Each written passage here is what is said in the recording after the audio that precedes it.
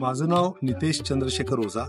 मी पंचगव्य चिकित्सामध्ये वैद्य म्हणून जे आहे ते गेली 17 वर्ष काम करतो आणि पंचगव्याच्या बाबतीतले जे विविध संशोधन आहे करण्याचं काम जे आहे ते गेली 17 वर्ष अविरतपणे चालू आहे.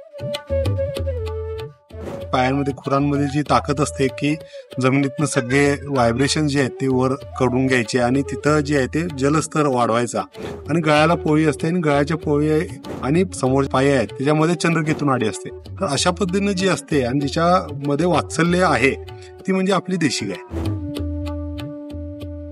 तर हिचं महत्व जे आहे ते आपल्या शास्त्रांमध्ये वेदांमध्ये सर्व ठिकाणी जे आहे ते सगळ्यात जास्त पद्धतीनं जे आहे ते सांगितलं गेलेलं आहे. तर गोमय असते लक्ष्मी, गाईच्या शेणामध्ये जे आहे ते लक्ष्मीचा वास आहे.